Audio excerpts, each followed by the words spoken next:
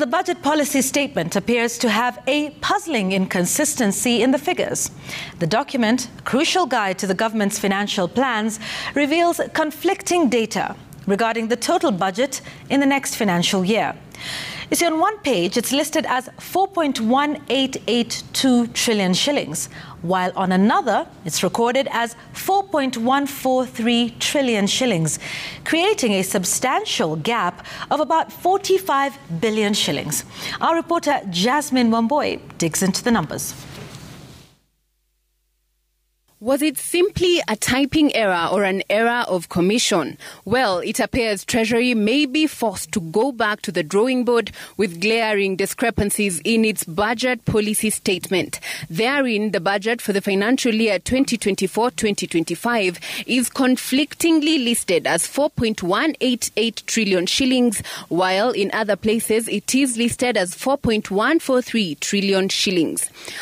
On page 51 of the budget policy statement, the Treasury says, and I quote, "In nominal terms, the overall expenditure and net lending is projected at 4.1882 trillion shillings, while on the next page, another statement reads in part, the total budget for the financial year 2024-2025 is projected at 4.1437 trillion shillings. The result, a discrepancy of about 45 billion shillings.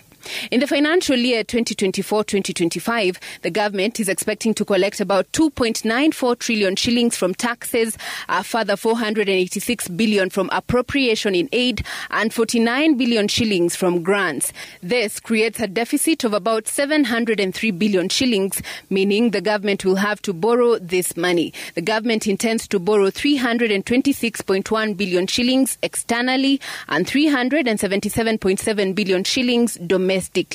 The expenditure will prioritize national government spending, where a projected allocation of 2.51 trillion has been made. The allocation for the Consolidated Fund Services, which takes care of debt repayment and pensions, is at 1.2 trillion shillings, with county governments expected to receive 391 billion shillings. The chairperson of the Budget and Appropriations Committee, Ndende Nyoro, says the government is yet again prioritizing debt repayment as a way of restoring economic growth.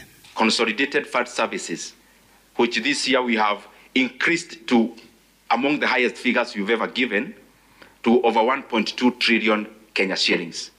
The reason we are doing this is because we also want to continue offsetting our debts in a timely manner so that the stability of our country in terms of the macros can be guaranteed.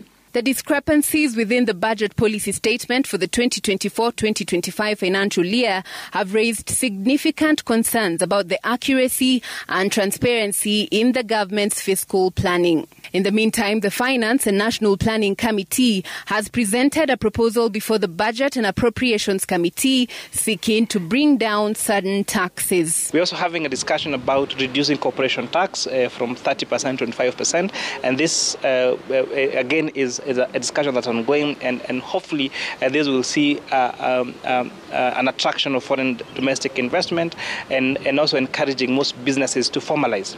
There's also a discussion about reducing VAT. Our VAT is at 16%, and so in the medium-term revenue strategy plan is to gradually reduce now this VAT from 16% to a figure that now is still doing research, and there's a team now from Kenya Revenue Authority and from National Treasury who are looking at the numbers. Jasmine Wamboi, Citizen TV, Nairobi.